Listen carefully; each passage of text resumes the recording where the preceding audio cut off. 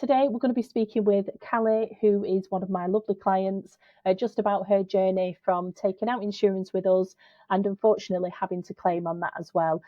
So Callie, just give us a little bit about yourself, please. Hi Emma, I'm 42 now. Gosh, I probably shouldn't say that. No. But I found yourself because I was following, well, I still am following Lauren from The Honest Mum. Yeah. And she was talking about cover and stuff like that. And what caught my attention was when she mentioned about bump cover, and it was like, what is this? Like, how do you cover an unborn child? I'd never heard of this. But previous to that, I had looked into like something to cover myself, like should anything happen. But as you know the story, I then suddenly got bombarded and it put me off, and it was just like, no. But then when Lauren was mentioning about you and whatnot, I was like, oh, do you know what? I think I need to check this out. So after a little bit of gearing myself up, I was like, right, then we contact Emma, contacted you, spoke to you, and you just took me through everything. Nothing was like pressured. It was just very easy, like chatting, and just, yeah, it was such a different experience, which I think goes a long way. And I took out cover with you. I think you sent me through some quotes. I had some questions, but nothing was like a silly question. Nothing was like too much or like why are you asking this? You know, and you made me feel so comfortable and at ease, and that is important to me as well. I don't, I want someone who's going to help guide me, not like sort of say, no, this is what you're going to have, and have that, Definitely. So I took out cover. I already had Isla, who was 2 at the time, I think. Yeah. Gosh, where's that time gone? Wow. And so I took out cover for myself and critical illness cover for Isla, and which also covers like pregnancy complications and whatnot. And then I got pregnant about 5 or 6 months after I took out the policy. And being pregnant, having already lost my first son, was like, gosh, if only I'd had this when I was pregnant with him. I didn't even know this existed, and I could have been covered at that time.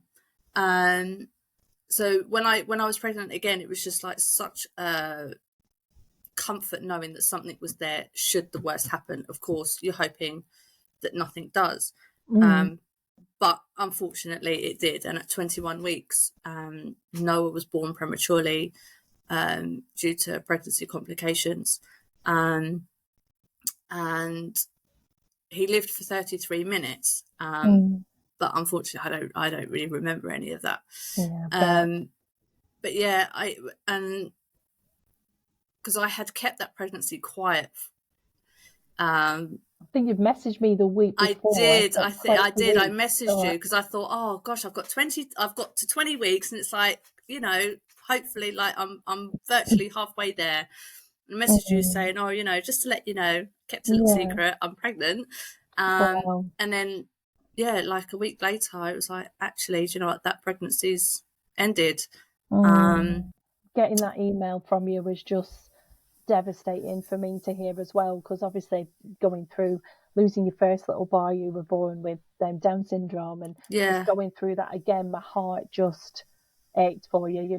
We've stayed in contact since, and I just felt for you. I honestly did feel for you, and just wanted to help you and support you even more through that claim, because that's the the last thing that you needed to do or have to go through. Basically, it was just I'm glad I was there to just help support you a little bit, because it was that of, it's like, I know that cover was there, but I almost felt guilty for having to claim on it.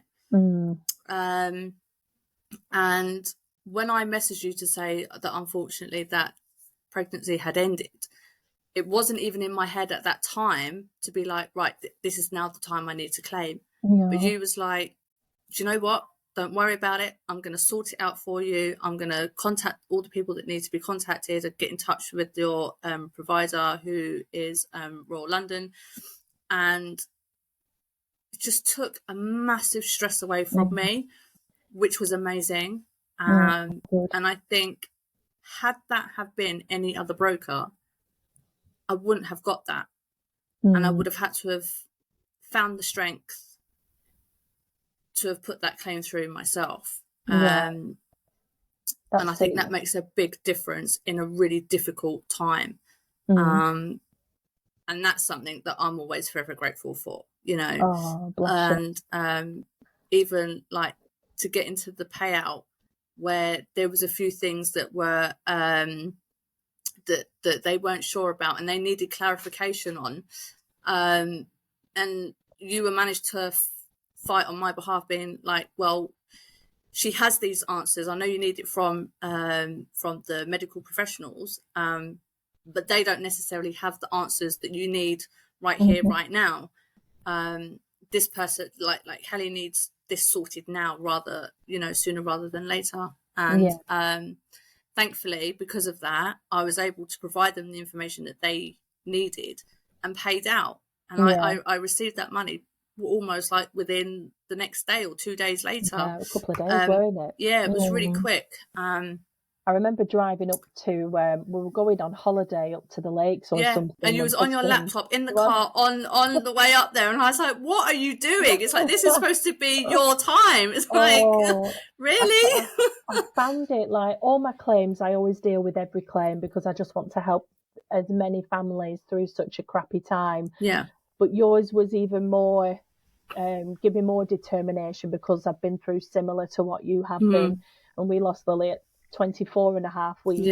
And you, with baby Noah, was my first baby loss claim. And I remember picking up the phone to the underwriter and I was in tears trying to get across your story and your journey and just explaining that I need to sort this out for this lady.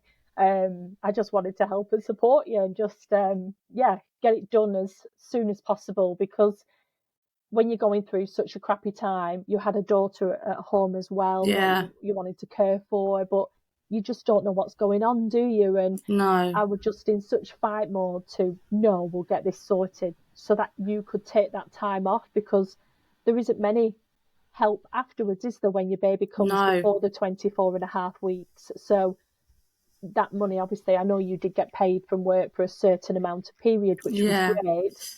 But after that, you were being forced to go back to work sooner than what you actually needed. So that money helped you take longer off, didn't it? It did. Yeah.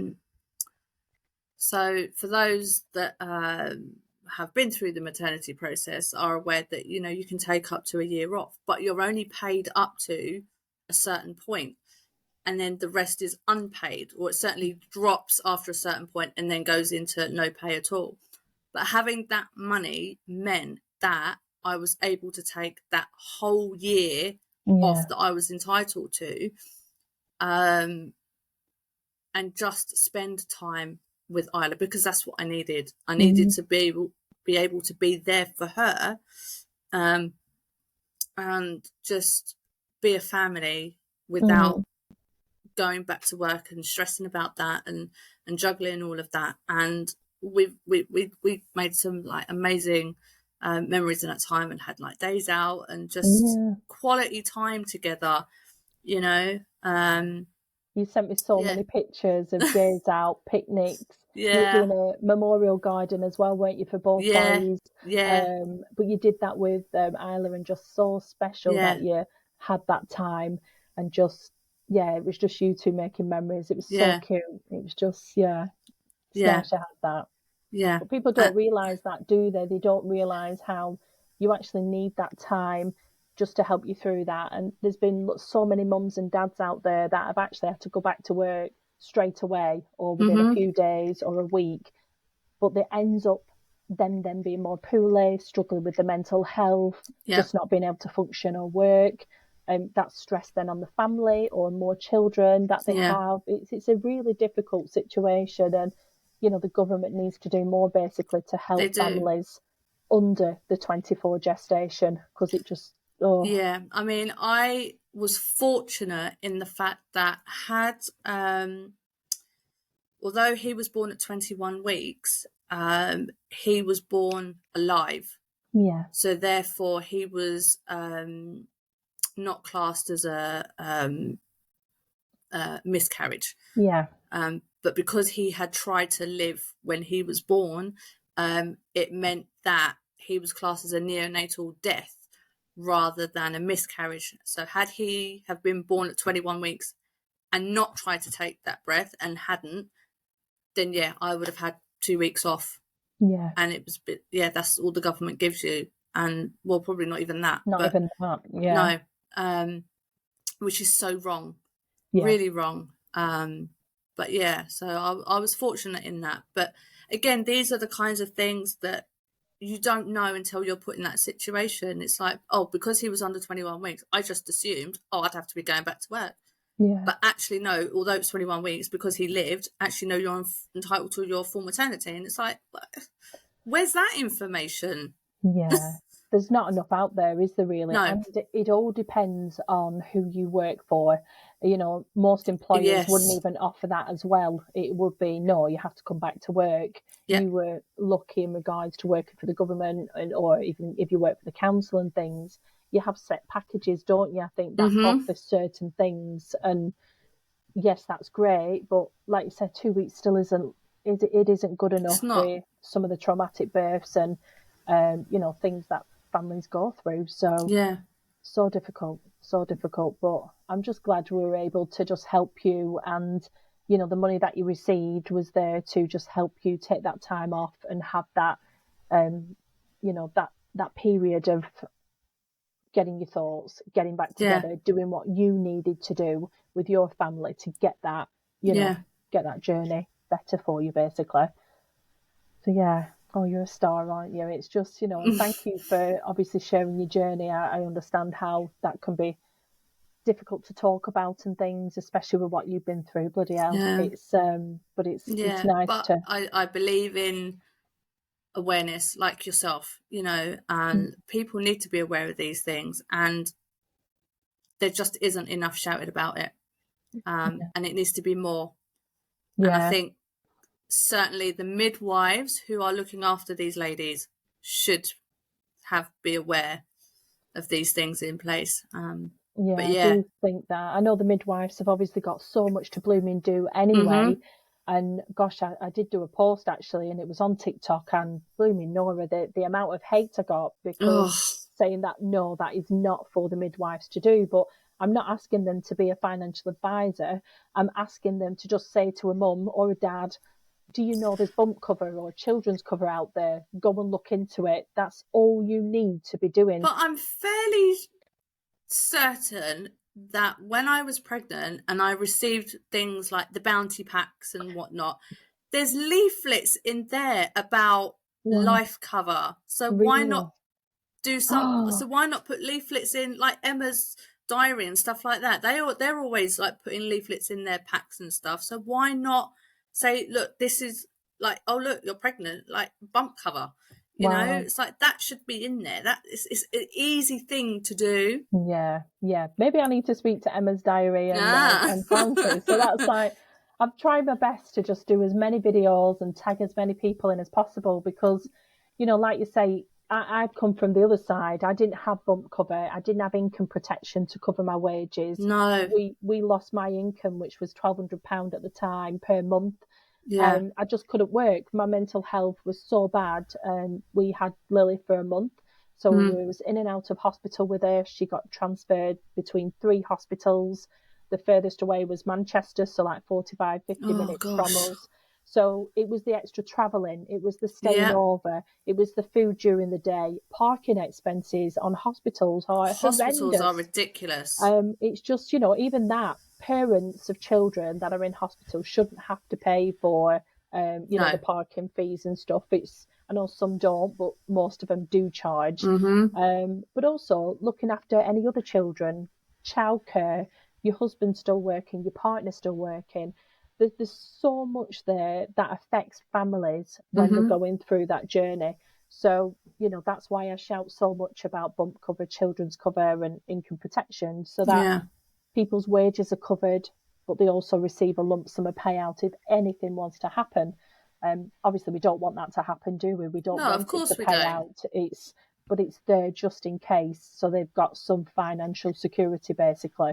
And obviously, you follow us on social media. We've had so many children's claims, Mm. and adults, for that money. They've just been so thankful for it. So yeah, I'm just glad that we've been able to help as many families as we had. So yeah, Yeah. difficult in it. But no, thank you for, you know, just sharing your journey. You and Isla obviously are just so cute anyway, and it's so good that we keep in contact. And Yeah. you know, you've still got your life insurance on there, you've still got the children's cover on there as Yeah. well. And bump cover, if that was anything in the future, that is still there. It doesn't get taken away because you've claimed on the bump cover. It's still available if ever needed, and the Yeah. children's cover is still there. So, and I'm always here to help. Of course, of course. And Yeah. yeah, I don't know where I would be without you and your team. It's just Mhm. been amazing. So You're a thank good you. guys. No, give over. No, thank you.